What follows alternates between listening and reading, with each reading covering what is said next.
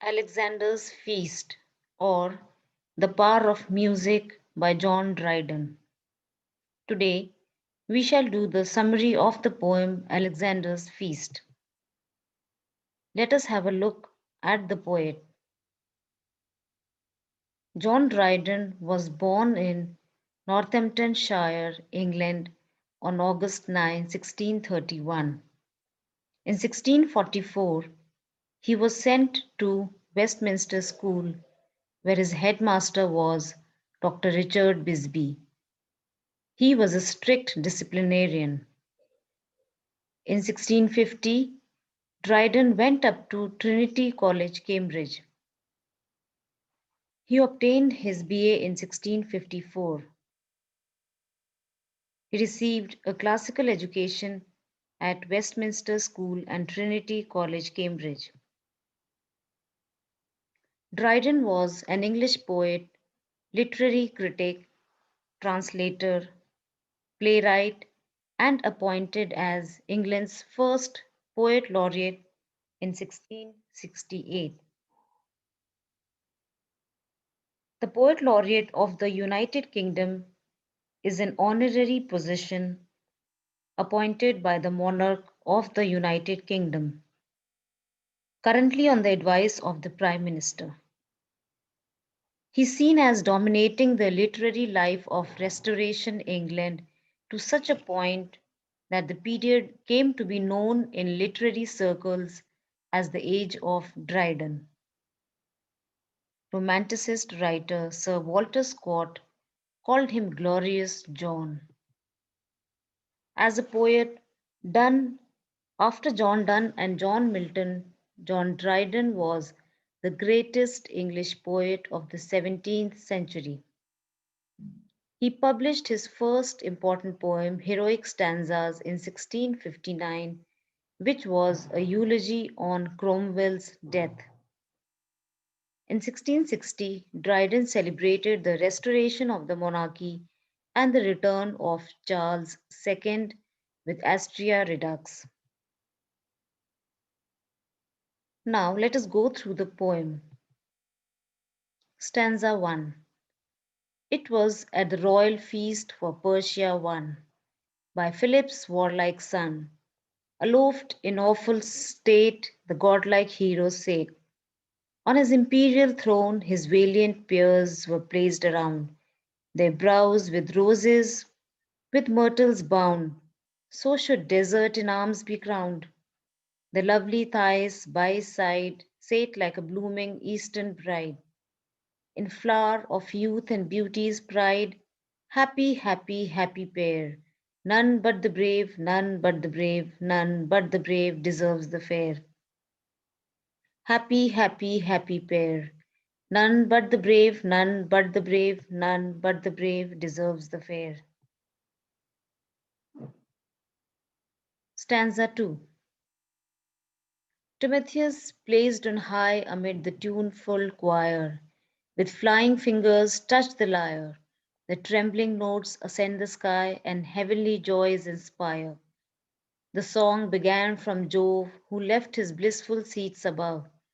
Such is the power of mighty love. A dragon's fiery form belied the god. Sublime on radiant spires he rode.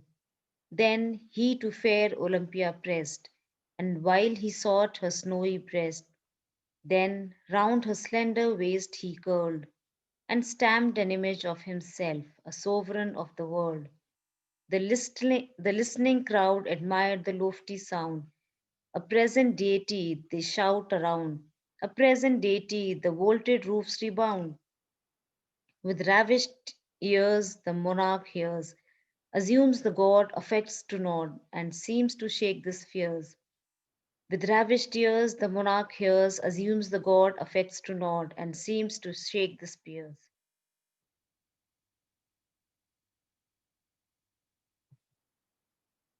Stanza 3. The praise of Bacchus, then the sweet musicians sung, of Bacchus ever fair and ever young. The jolly god triumph comes.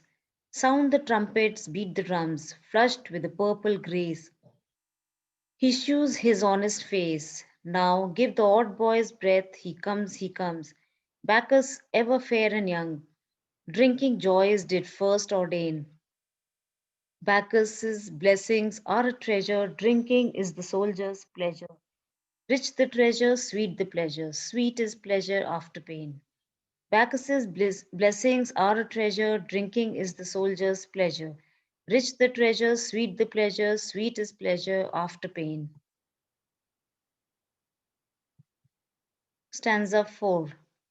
Soothed with the sound, the king grew vain, fought all his battles over again, and thrice he routed all his foes, and thrice he slew the slain.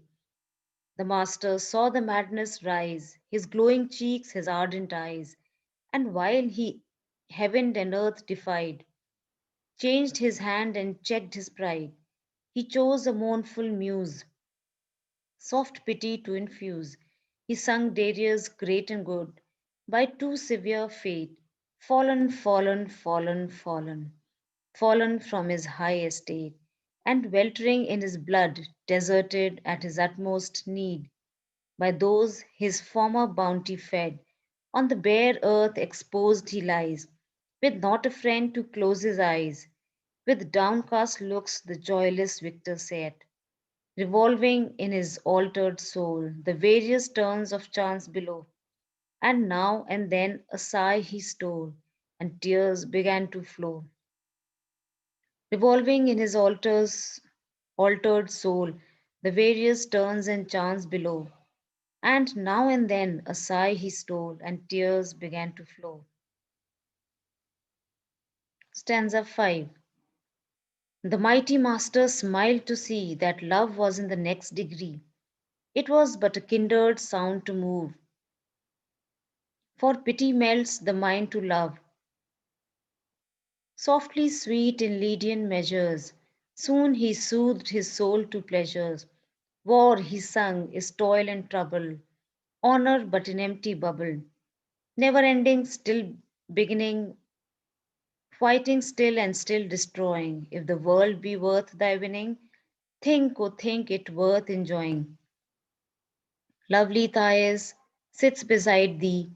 Take the good the gods provide thee. The many rend the skies with loud applause. So love and crowned, but muse won the cause. But music won the cause.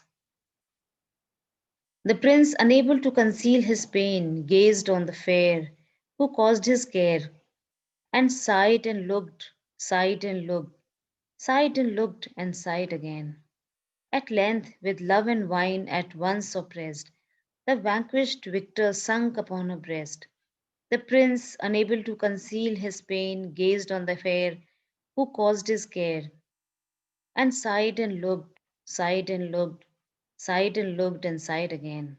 At length, with love and wine at once oppressed, the vanquished victor sunk upon her breast. Stanza 6. Now strike the golden lyre again, a louder yet and yet a louder strain. Break his bands of sleep asunder, and rouse him like rattling peal of thunder. Hark, hark, the horrid sound has raised up his head, as waked from the dead, and amazed he stares around. Revenge, revenge, Timotheus cries.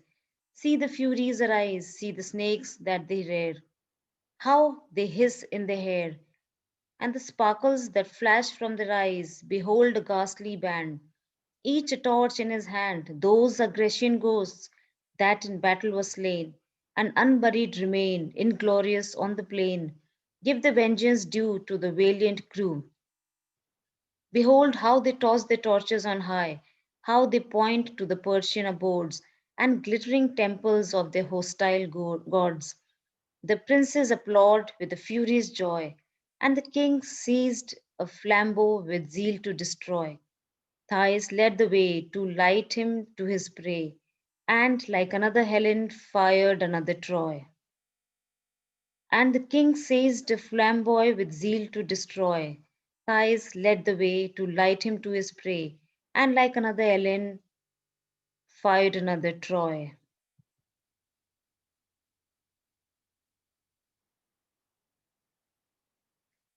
Stanza 7. Thus long ago, heaving bellows learned to blow, while organs yet were mute. Timotheus to his breathing flute and sounding lyre could swell the soul to rage or kindle soft desire. At last, divine Cecilia came, inventress of the vocal frame, the sweet enthusiast from a sacred store, enlarged the former narrow bounds, and added length to solemn sounds, with nature's mother wit and arts unknown before. Let old Timotheus yield the prize, or both divide the crown.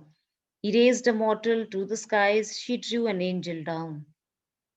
Grand chorus. At last divine Cecilia came, inventress of the vocal frame. The sweet enthusiast from her sacred store enlarged the former narrow bounds and added length to solemn sounds, with nature's mother wit and arts unknown before. Let old Timotheus yield the prize, or both divide the crown. He raised a mortal to the skies, she drew an angel down.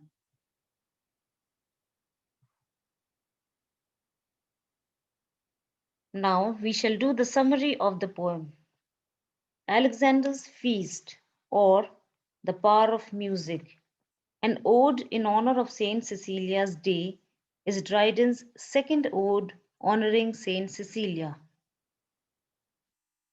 An ode is a lyric poem, typically one in the form of an address to a particular subject, written in varied or irregular meter, originally meant to be sung.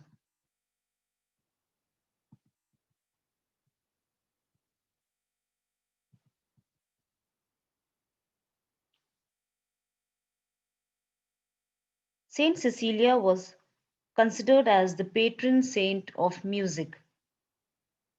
The poem's theme, the power of music to move human emotions, is identical with that of A Song for St. Cecilia's Day, written a decade earlier. Both odes are occasional, having been composed at the invitation of the London Musical Society. The second ode, however, is much more elaborate, for Dryden introduces characters and places them within a dramatic setting. The Greeks are celebrating their victory over the Persian.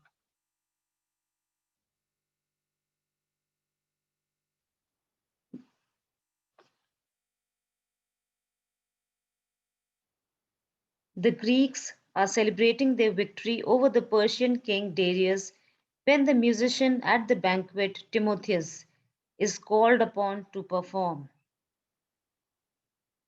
He performs with exalted strains. Timotheus creates within Alexander the Great a sense that he has become a deity. An alteration of tone changes his mood to a desire for pleasure, and following this, a longing for love of his mistress Thais, who sits beside him.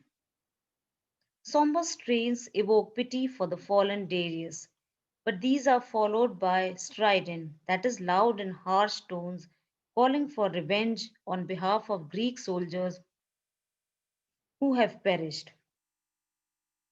Alexander and his mistress and the company rush out, torches in hand, to burn the Persian city Persepolis.